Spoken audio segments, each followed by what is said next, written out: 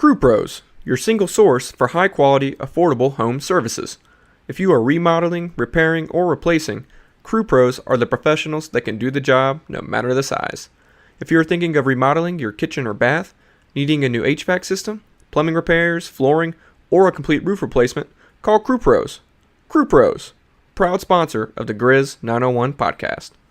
Memphis. Nothing but Memphis. Everywhere we go, it's Memphis. Memphis, Tennessee, the beautiful land in the world. And I'm thankful for this guy who tweeted and said I don't have that fire in my eye no more. That game right there was for him. That's what I do. I prove people wrong each and every night, and that's for him right there. Hi, this is Tom Izzo at Michigan State, and you're listening to Grizz 901. What up, Grizz Nation, and welcome back to another episode of Grizz 901. We are presented by Zach Jaworski State Farm, where they treat you like family. I'm your host, Daniel Greer, and the founding member, another host. I was once a part of his family on his show, the Free Basketball Crew. We only have one of them. This is news to us. The other one, listen, the Chief one. Big Chiefs fan, he's probably chiefing it up. You know what I mean? All right, what's up, Ryan? Doing all right. If you have been following free basketball at all, you know that this is not uncommon. No. This happens all the time with my co-host, Cody. So I don't know if he's going to show up at any point. He could be asleep, or we don't know. Not asleep. He's not asleep. We have no idea.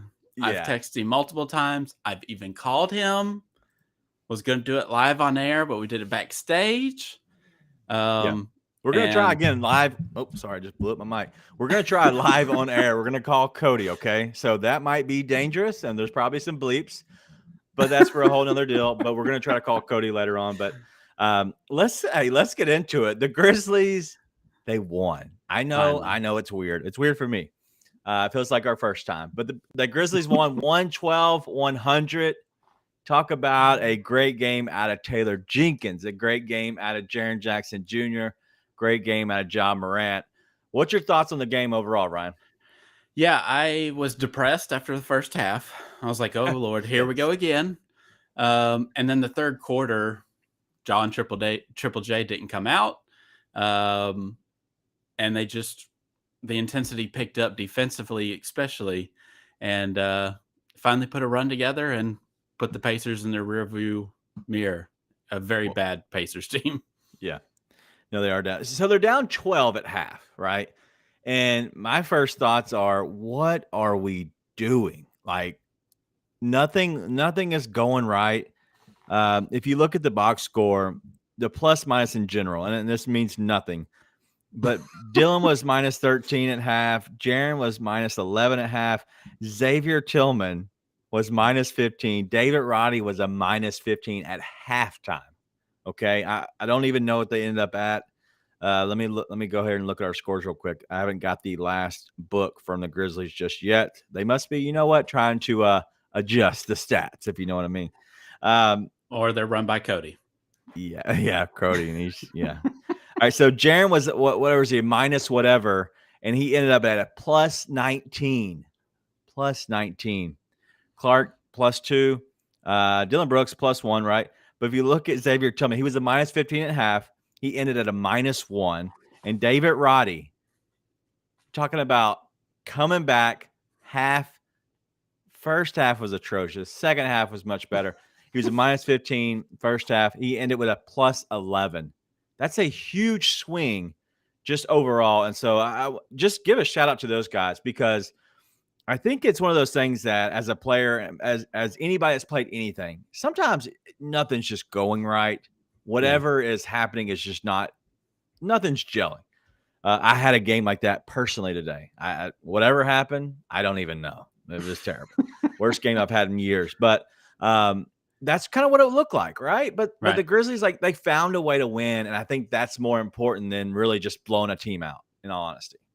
Yeah, at one point when I looked at the stats, I think the Grizzlies were shooting like 15% from three. and like right at 30% or sub 30% from the floor, I believe. And that's why I think those two big Zaire threes in the third, or I believe it was third, maybe it's the fourth, but um, that's why it felt so big, right? Because we Right. just could not make anything. And we still shot 24% from three for the game. Like, not, I mean, just awful, just atrocious. But those two Zaire threes were just massive. And it was helping to kind of keep the momentum on our side. So I thought that when it finally, we connected on a couple, it really felt like it kept gaining steam and the snowball started to roll downhill. Yeah, no doubt. And all right, so let's get into a little bit of Zaire. And I don't know where in the world this conversation is going to go. This one, I don't know where the entire show is going to go. We have not planned anything because we have enough, I guess, previous work together. We can figure out where this conversation is going to go and just kind of let it go. So let's go straight into Zaire. There's been so much talk about him just in general. Sure. Do you believe in him as a player on the Grizzlies right now, future, whatever? Yes to all of it. I do. I think for this year specifically, it's just more about reps, right? And I know that multiple people on different shows on our network have said he should go to South Haven, get his confidence back and all that. And that's fine. Would you do that if you were the coach or the GM or whoever? Would you hold him hostage and send him down? Not maybe with not hold. The don't way, hold him hostage, but no, not hold him hostage, but not with the way that like our lineup is right now, right? Like we've got multiple people out. Like there's no point. Even if it was a full strength roster, I still probably wouldn't. I am curious about the minute stuff. I don't get why. Is it just not trust from Taylor? Because basically he's asked to hit open threes and that's about it, right? Like play solid defense and hit open threes. And he just hasn't been hitting open threes.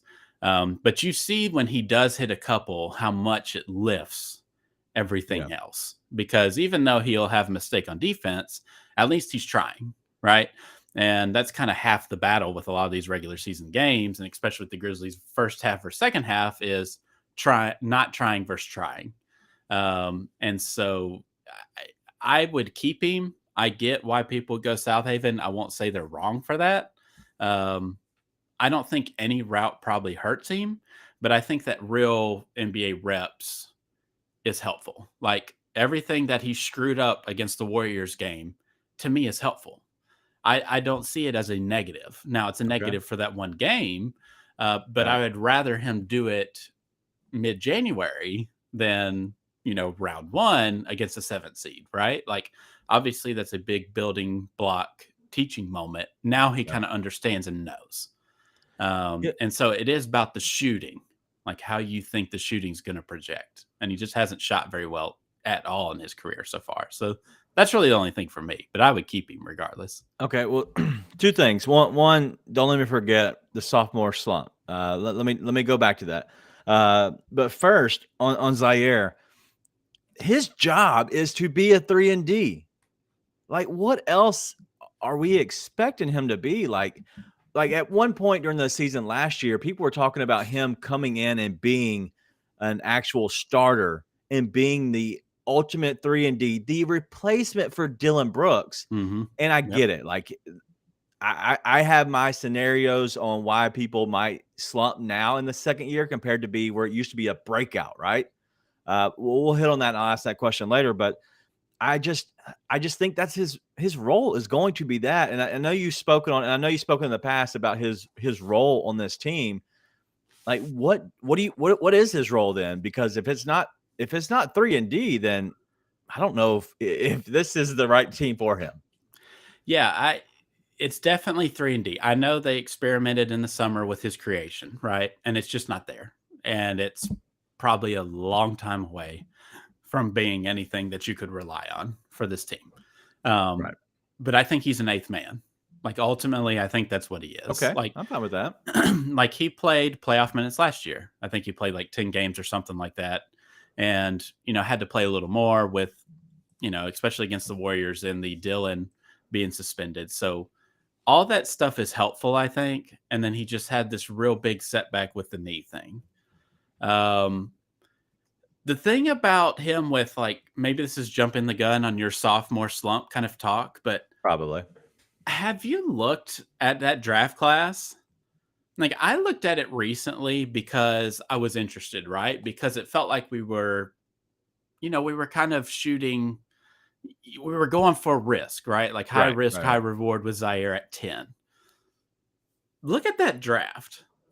Like, we're talking about Scotty Barnes, Evan Mobley. Have people question both of their, second years for not improving? Yeah, that's a topic of conversation. Cade Cunningham has been injured. The only one probably that you could say improved the most that is in that top 10 is Franz Wagner, right? Like, Mm-hmm. Jonathan Kuminga's in that draft. Then look at the people that are right after Zaire. Shit. Like, it's James Ish. Bouknight, who's not going to be on an NBA roster. Yeah. Like, it's just a bunch of players. Like, I think Şengün's in that. And you can think whatever you think about Şengün, Şengün. Trey Murphy. And Trey Murphy. You know that Trey Murphy was my personal favorite. He's what I At wanted for the 17. Grizzlies. That's who I wanted originally for the Grizzlies before they did the trade, the Steven Adams swap. Yeah. But besides that, you look at that draft, like, it's kind of setting up to be one of the worst drafts that we've seen in 10 to 15 years. So I'm not excusing Zaire for that, but I think we have to kind of reevaluate maybe the talent in that draft. Now, I also think that Scotty Barnes, Evan Mobley, Cade Cunningham, all of them are going to be great NBA players eventually, which is how I think this will look for Zaire as well. But I'm not expecting Zaire to be a higher caliber player like those top 3, top 4 draft picks. I'm expecting him to be a top 8 rotation guy for a consistent top 3 seed in the West for the next however many years. Question: If you're doing the draft over right now, Yeah, is Santi Aldama a top 10 draft pick?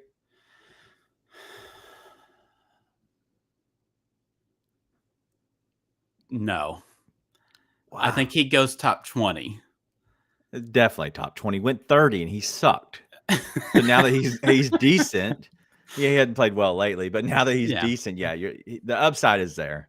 I think 10's tough. But yeah, I think lottery, as Black Lives Matter said, I think lottery for sure, because I think he is a top 14 best player in this draft. But I think that's fair. Totally fair. I wouldn't argue against that at all, based on seeing everybody else what they've done so far. Yeah, you better not. We will take you out to the pasture. Smell the flowers. Ryan's here. He's with Free Basketball. They used to be with I guess the Lead. We're still a part of the Lead. But now, instead of running with the Leads Podcast Network, I've kind of taken them in for ourselves. And so they're now with Grizzlies. So if you like more NBA takes, if you like to hear a little bit more about what's going on outside of the Grizzlies bubble, he's on the Grizz 901 podcast. Okay. So that's what we're doing this week, is a crossover week. Right now they have this stupid, dumbest, most funniest last mascot standing. And that's why we really honestly wanted Cody on here, because he's the funny one. The me and architect. Ryan are me and Ryan are very much the same person in a sense. We have the same thought process a lot. He's more I guess more in depth than I am. I'm not at all smart, so I don't want to give myself that. But yeah, so we're doing a crossover week. So real quick, so we have obviously the Free Basketball crew on right now, minus Cody, which literally we're gonna call him. I promise you. He just might show up. You just never know. You really don't know. But then we also have the No Bluffing podcast. They're going to have some people on, and I believe it's going to be you and Nathan from our show, right? Yeah. And then we're going to have your show, and your show, you're going to have Nate on there for the last mascot standing, and then I think you're going to have Chris as well. So we're going to do a little bit of crossover. A lot of the co-hosts and people that come on with us are going to kind of have breaks this week. But we're going to make sure we get everybody get a little bit of a flavor, a little appetizer. All right, let's do it real quick. Let's get into the question I had about the sophomore slump. Yeah. I feel like we're having more slumps because right now, when young players come in and they actually produce in their first year, the league either A, figures them out a little bit, or B, they kind of hit the wall. And that's probably a little bit of both. It factors in a little bit to each. But it seems like these players that are playing really good in their first year, their second year, they kind of come back down to earth. And then the third year, they kind of go back up again. So it's a little bit of an up and down in the first 3 years. But I see a lot of the sophomore slumps happening. Are my eyes deceiving me? No, definitely not with this class. And all of this with this class is really predicated on shooting, right? Now, Evan Mobley's kind of in a tougher situation with the Cavaliers. Like, it's a ready-made roster. Like, he's not just getting the ball every time. Like, he's a complementary piece. But the knock on him, and like I said with Scotty Barnes, has been shooting. And Scotty Barnes' defense hasn't been great either, even though people assume he's a great defender. He will be eventually, but all of these players, it's basically shooting, right? And situation is tough. Like, Toronto's kind of tough. Like, Kuminga with the Warriors. There's kind of a lot of sophomores who, not a ton of them are on really just god awful teams, right? Yeah. Where they can just put up numbers, especially for, top 10 guys. I could see all of them bouncing back. Obviously, some will, some won't. Some will surprise us still. But, like, if you're not really showing anything in year 3, I mean, you're a top 10 pick or a lottery pick, you usually get the benefit of the doubt. But if you're just not doing anything, like Jarrett Culver, like, a team's just out on you pretty quick. But if you're a lottery pick, typically you get that second contract to kind of see if, it finally breaks through for you eventually. But sometimes guys, if they're not showing by year 3, they're just gone. Like, they're buried and they're done, which, I mean, I guess that's the worst case scenario for Zaire, is that he's our Jarrett Culver. Like, he's that player. Like, is he going to be that guy? Because it's the same thing for Jarrett Culver, right? It was like, he was tall, skinny. He was supposed to be a creator. That's what we saw at Texas Tech on the national finals. And the things he struggled with was creation and shooting the basketball. So that's the worst case scenario for Zaire. And I don't really see that happening, but anything is possible, I guess, in this league, right? Yeah. But I just think that, like, tonight, for example, like, he got the start. And we're talking about Zaire Williams. He got the start, but he only played 20 minutes, which I guess you can't look into that too much, because they kind of went with the hot hand, which, hey, listen, that's, hat off to Coach Jenkins on that, that actually, like, ride your guys. And we needed this win today. Okay. And it actually showed that, hey, I think there's a difference of coaching in regular season and a difference of coaching in the playoffs, because in the playoffs, that's kind of what it would be like. If your guys get hot, you ride them. But in the regular season, you don't want to get too many miles on their tires, because they obviously can hurt themselves, get tired. It's a long regular season. Let's not get crazy here. And so I don't want to look into that too much on that. But looking at the other guys, what do you think we have with the rest of this team? Because we have so many young guys playing, and we have, I think somebody just put out a stat that we have the 4th most bench minutes that are played each and every night compared to the rest of the league. And the rest of those other teams, they're actually teams that are tanking or not doing good. So what do you make of our bench? And you think are we okay? I think what the bench does doesn't matter, essentially. I think they are the regular season take the wear off the tires, like you said. Okay. It is the buffer to keep Ja from having to pull Toronto Raptors players' minutes, right? It's that he can play that 31 to 34 minutes. He doesn't have to play 38 to 42 just to get a win. So I think it's a buffer. In the playoffs, we've seen it for 2 years now. They don't play. They just don't. Like John Conchar. We can talk about John Conchar all we want. Dude didn't play in the playoffs last year. Hey, do you think he ever comes back? Not He'll just come back. Yeah. I'm not saying come back in general. Do you think that this was the worst possible time for him to be concussed? Because when he comes back, if Roddy's playing well, and even effing Xavier Tillman, like, there's other guys that are doing more productive stuff than he is. And I know I know X is different position, but I think it's the worst time for him. I thought it was bad timing just for our depth in general, right? Yeah. Now he was on a shooting slump, which he seems to have every year. Right. But also Dylan Brooks is also on that same shooting slump. Sheesh. I think that he'll get back because Taylor Jenkins trusts him. And that's ultimately kind of where I get a little 50-50 on Taylor, is the unwillingness to try out different pieces and different combos. Like he has his guys that he knows what they can do. He knows he knows what he can expect out of them reasonably. And sometimes he has a hard time riding a hot hand, which I don't know. I don't know if it was him that was saying we're going to ride Triple J and Ja the entire second half. I think it might have been those two guys just saying we're not coming out. We'll never find that out. But I think after, the weekend we had in Memphis, I think those two guys were like, we're not doing this. Like we're not coming out. Right. Because during the game, Ja was going to Jenkins about a play. Like if you watch this, like he saw something on the court and was telling Taylor, and they ran that play, which ultimately led to Neesmith undercutting him, which all year has been a flagrant one, but fine, whatever.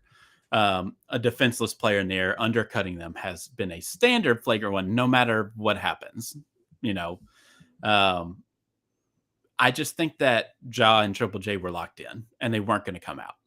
But I think that's why Konchar's, not to get too far away off that subject, but that's why I think Konchar is going to ultimately come back and play in the rotation, is because Taylor trusts him more. I mean, we had to trade freaking Grayson Allen, who sucks, because Jenkins wouldn't play anyone else because he knew what he could get out of him. It's kind of like the Dylan conundrum. Yeah. Like we're on this huge run. 6 minutes left. He brings back Dylan because he trusts Dylan, who is a non-factor that game overall tonight. So as a coach, and obviously, Ryan coaches on a high school level right now, but as a coach, like, do you feel comfortable going back to a guy? Let's say, give it Grayson Allen, John Konchar, whatever, whoever the guy is, but somebody who is like that. And we'll use that for the Taylor Jenkins thing. Do you go back to that guy because you know what you're going to get, and that is the ceiling and floor? Like, because the floor is a little bit higher than somebody else's floor, that, worst case, I trust them. They're not going to lose us the game. We're maybe not a better team with them, but also we're not going to, I guess, just lose the entire game just because they just completely S the bed. Is that why? I think it's mostly because of defense, right? Okay. I think he knows he can put anybody around Ja, Triple J, Bane, and it really doesn't matter what they do. Like anything extra that they do is additive. I think what he looks for is defense guys who are not going to make mistakes. Because even though Roddy, in the second half, big key offensive rebounds, had some really nice plays, had some really bad breakdowns on defense. Yeah. But the Pacers just suck. Like they just stink right now. Didn't have Halliburton, all that stuff. Buddy Hield was getting locked up. So I think he trusts Konchar because he trusts the defense a little more to be more consistent than Roddy. Yeah. I listen, I love Konchar. Okay. I literally have. I was about to say, you're the only person probably on this planet that's interviewed his college coach because of him. This is true. So I literally have not ever released the last video that we did a month and a half ago because Konchar sucked so bad since then. I can't release the video of our interview because he sucks so bad and nobody's going to watch the thing. So I'm not going to put it out. Okay. Listen, I have John Konchar's college jersey that the team sent me. I have the Mastodon, we are the Dons or whatever the F it's called. I have that shirt that they sent me. Like they've invited me up to games, whatever. I love Conchar. I love Coach Kaufman. Let's just be honest. I love Coach Kaufman. If you don't know anything about the Mastodon family, if you don't know anything about Purdue Fort Wayne University, Coach Kaufman, John Kaufman, he's awesome, man. He is a good dude, and he really does know his basketball. But he's very much literally. I have a cell phone number, and we communicate. Not on a regular basis, but semi-regular basis. Just kind of congratulating on certain wins and how his team's doing, and we talk about John a little bit back and forth. And so, cool guy, great dude, and I love Conchar, but man, he has sucked so bad. And I would tell him that to his face, to the point of he knows more than we do, right? Let's just be honest. Like, we're not telling him nothing he hasn't heard. Yeah. But the fact that he's been in such a slump, this is probably the worst time. But I do think, like you said, I think Taylor will go ahead and go back to him one more time at least, just to see what he's got in him. Because let's say he gets this little bit of break, you catch your breath, and then you know what? Maybe he does give you a little bit more of the old Conchar, the old Jitty that we can come and expect. And honestly, listen, we can take anybody that's hitting a three right now. Yes. And so, like, just looking at our numbers, by the way, Buddy Hield 1 of 4 from 3. His number was 4.5. Yeesh. 4.5 3-pointers on the betting number tonight. Okay. And he only took 4. Yeah, it's stupid. But the Grizzlies, 9 of 37 from 3. Let's hit on that real quick. And I know I don't want to go down Trade Central too much. Okay. Yeah. Okay. I'm going to let you go because you're the guest. Oh, and so I don't want to completely derail the conversation. I want to let you guide us. I'm just going to tee it off a little bit and see what you got. But this team, answer the question, one word, yes or no. Do you think this team is championship contending as currently constructed? I do. Okay, that was 2 words, you idiot. So yeah, ship Jitty out to the white people heaven in Utah. That would actually be funny. That's funny. I love that. So all right, so you do okay. What do you think that they need to do? Is there a player because that you think that they should go after? Because, and I'll pull up some contracts and see what kind of we're looking at money wise, but it's tough because the Grizzlies do not have a lot of money to send out. They really don't. So what do you think they should do? Is it, and this, I'm talking about everybody included. Is it Dylan, Tyus, the bench, anybody? Like what would you make a move on? Obviously, both sides have to agree, but what's a move that you would make or something that you would do to change, if anything? See, I don't have a specific player in mind because I just don't think they're going to get anybody of substance that makes a big difference. Like every national person is saying, consolidate some of those guys and go get one guy. And 5 of them don't make up 15 million. I just don't think there's any team that's going to sell like that has a prominent wing player. Like, I know people have said Bogdanovich from Detroit. I hate him defensively.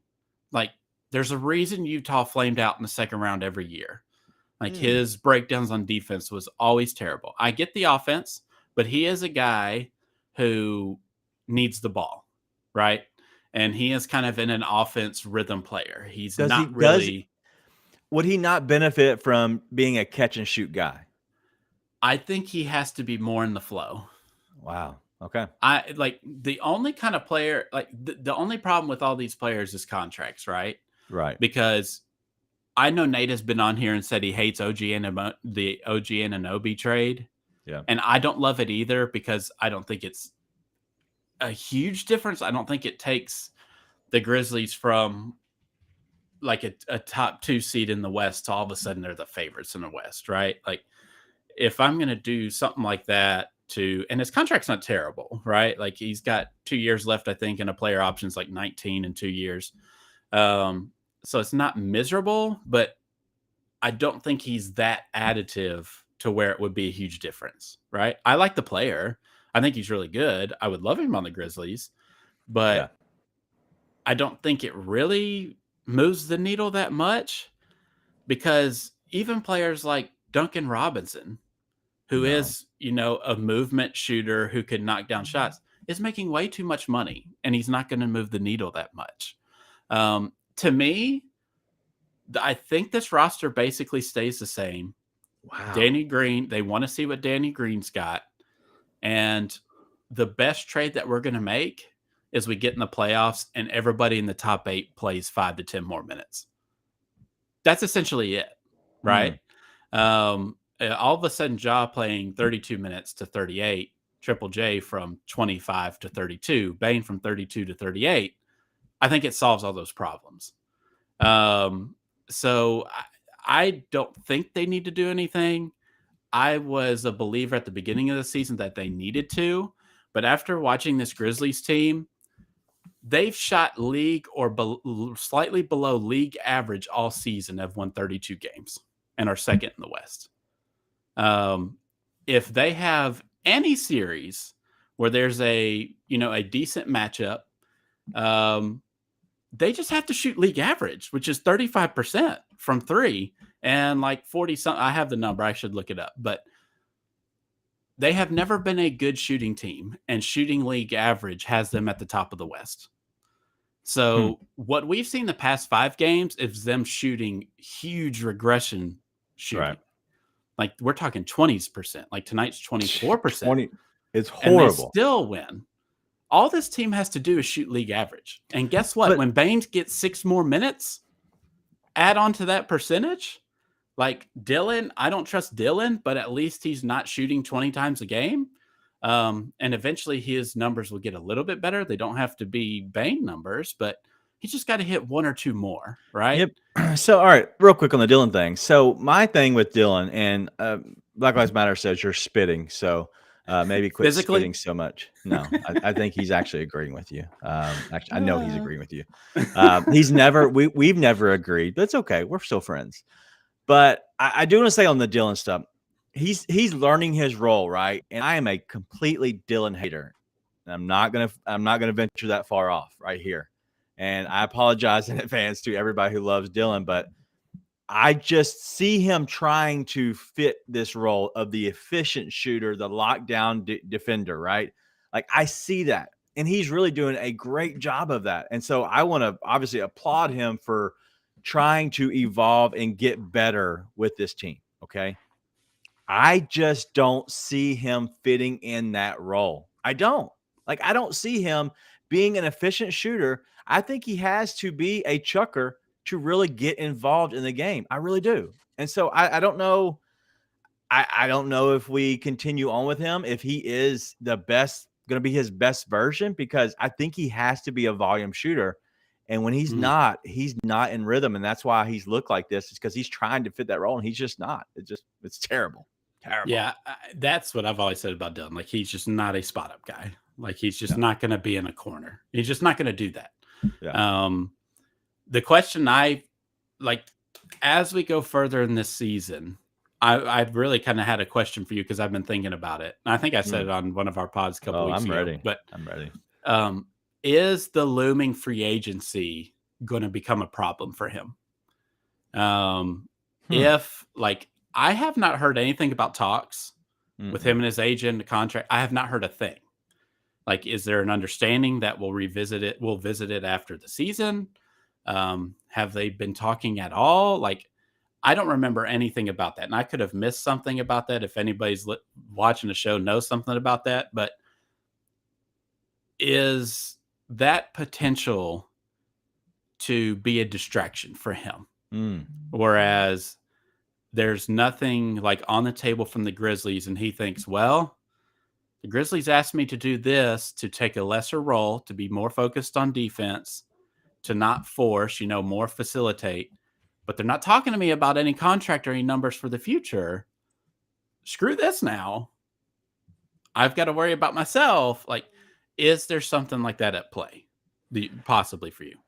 Yeah, I don't think so. You're talking about a guy who's making 11.4 million right now. Okay. He's going to make more, whether it's with the Grizzlies or away from here. I Is honestly, he? yes, he is.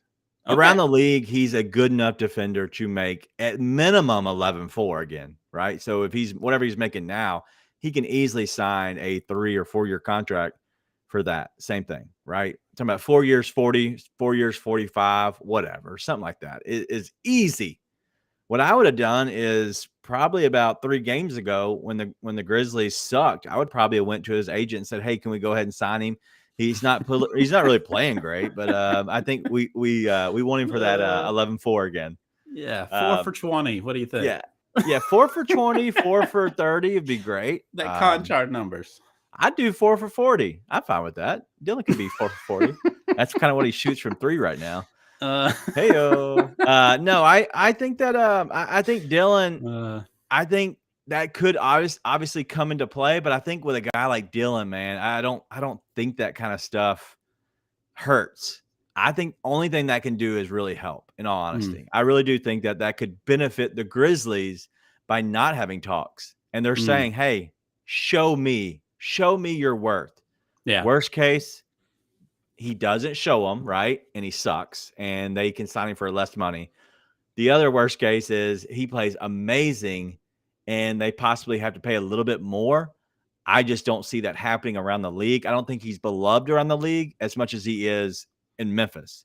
And so I think the better end of that, I think, is the Grizzlies can say, "Hey, we can get him at a decent rate, in the offseason, depending on what happens." Because obviously, if they don't win the championship and they don't go to the finals, which only 2 teams go to the finals, then it's kind of a sucky season in a sense, right?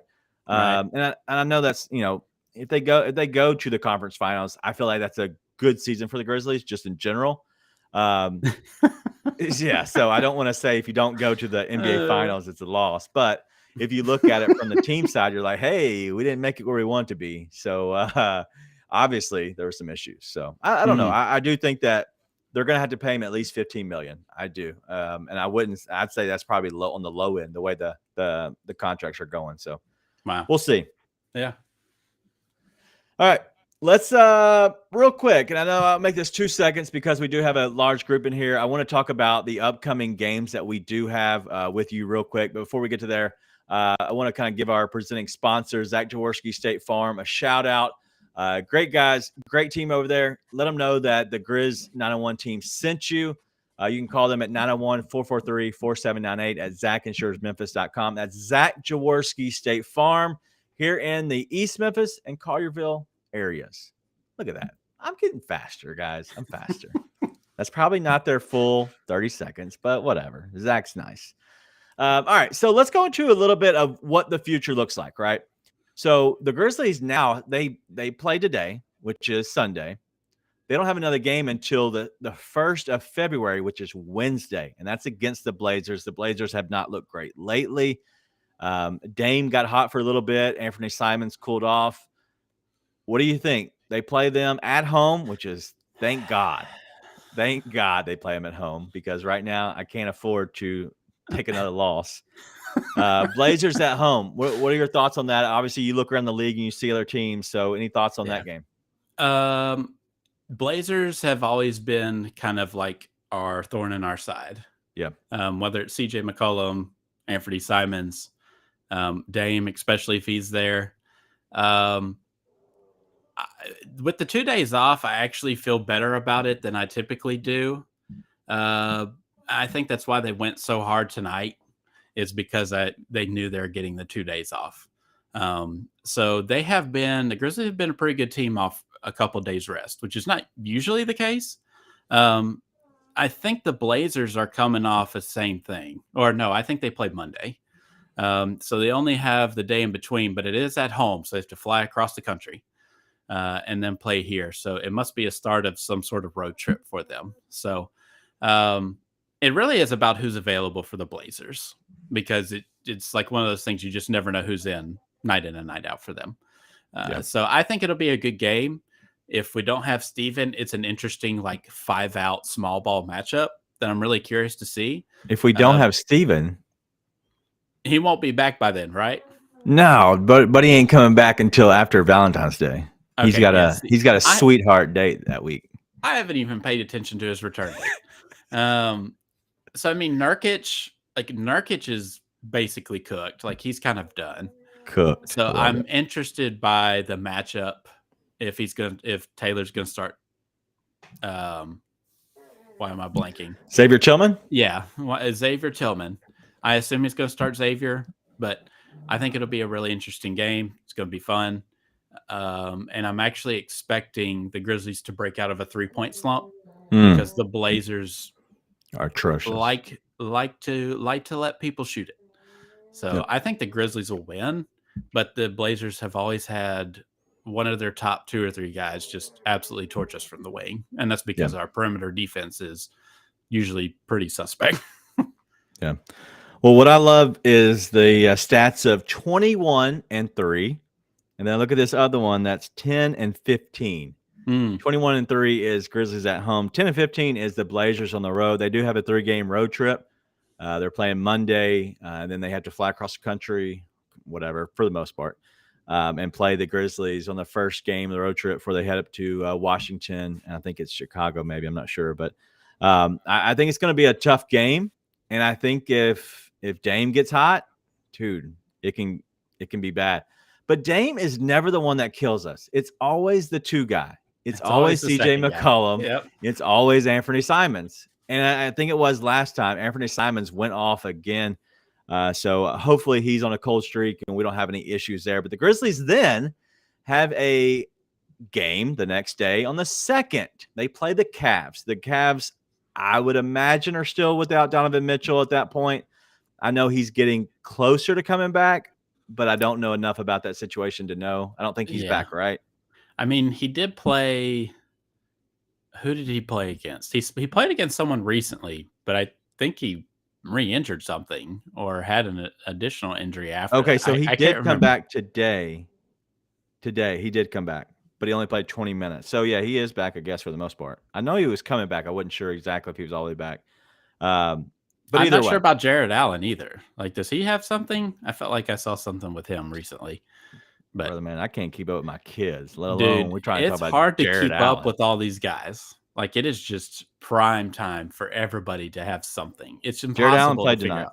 out. Okay, he did play tonight. Yeah, their starting lineup played. Their normal starting lineup played. So even Dean Wade played. That's I know they've been missing him for a while. Yeah, that's Dwayne's son, right? Kidding. So what do you think about that game? So that's going to be, obviously, it's on TNT. It's the second half of a back-to-back. The Grizzlies do have travel, right? So they're going to have to fly up to Cleveland. Beautiful, beautiful Cleveland. They're going to fly out there for the TNT game.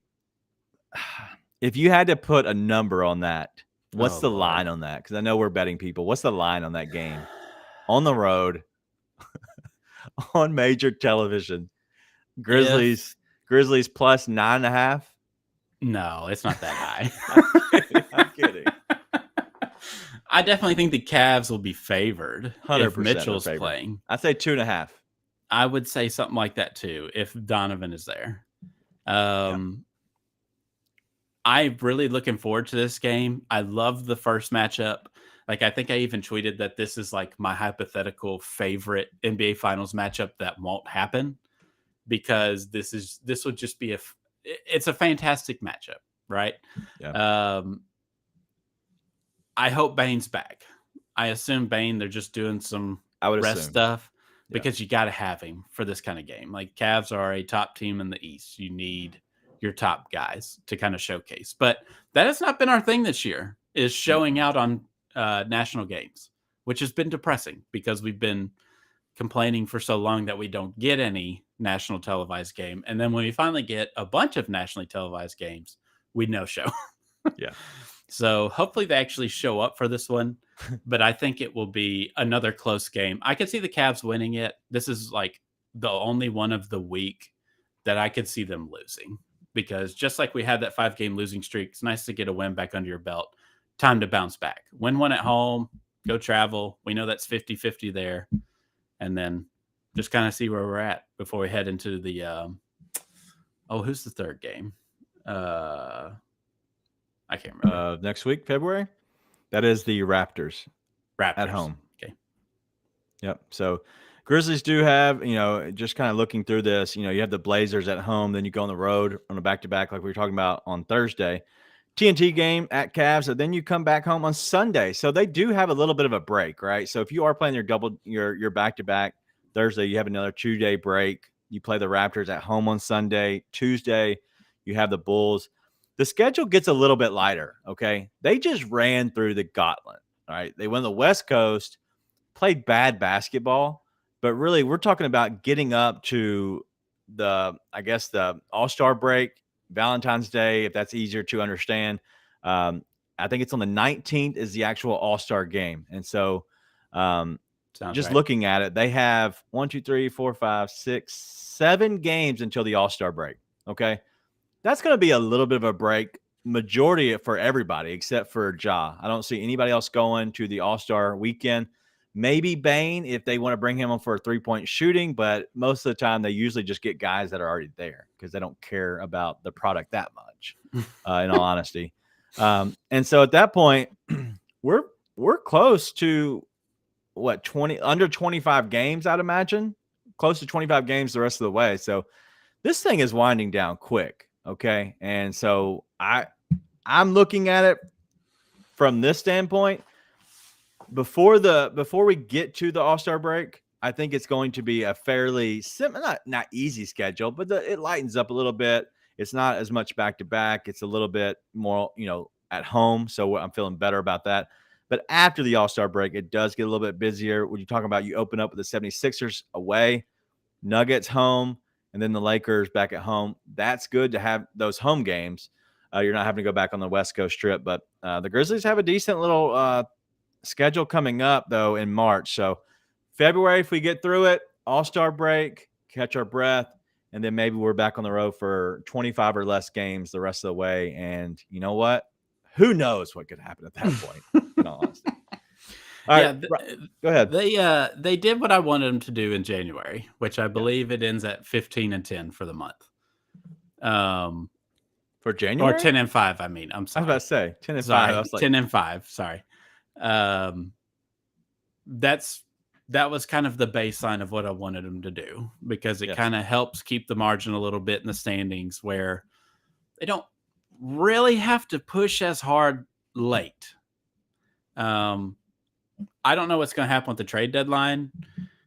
So maybe can pick up a couple cheap wins right before that All-Star break with some teams kind of sleepwalking, like hoping to get a break, right? But I think they did enough in January to create a sufficient amount of margin in wins to where they don't have to coast, but they don't have to go all out, right? Like when it was the year before. Yeah.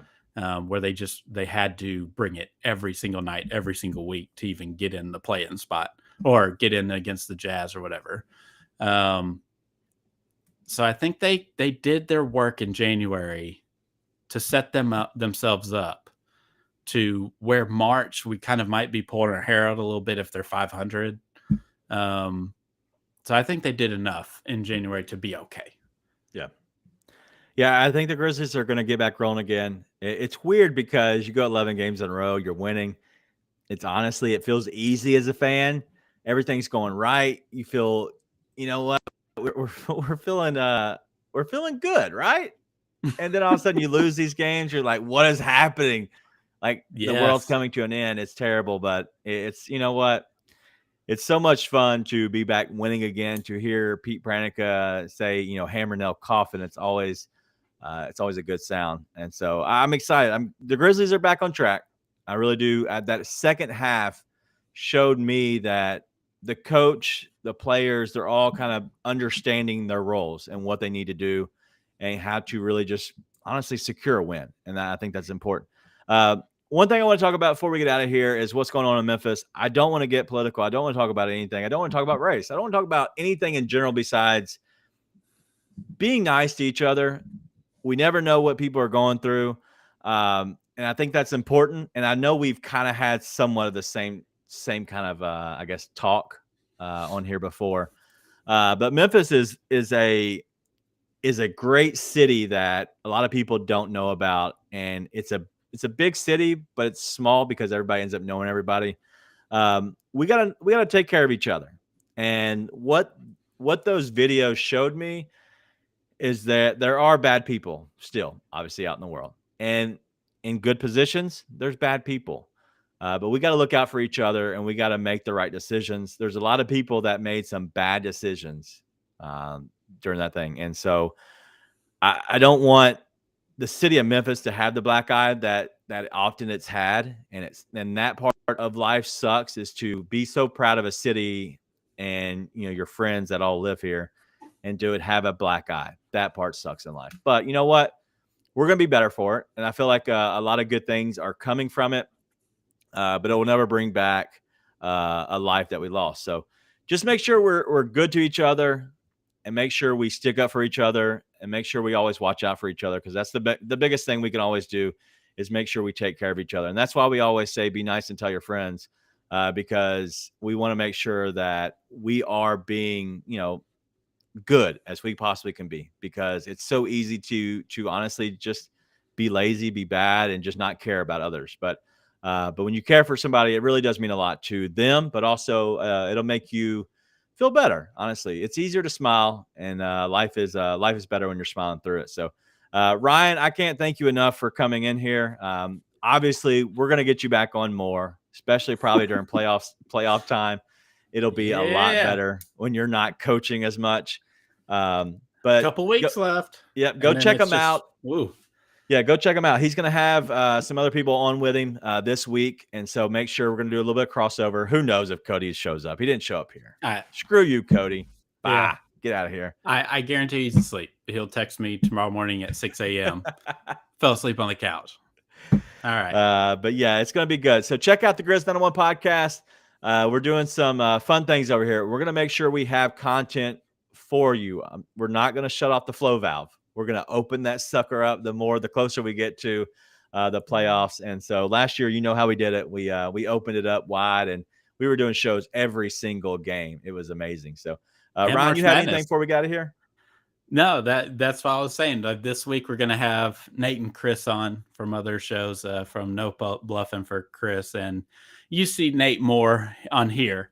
So he'll be with us. So if I can shake Cody loose, then we'll actually have those episodes, but that'll probably be later in the week, Thursday, Friday, in that kind of range. So, but yeah, that's about it.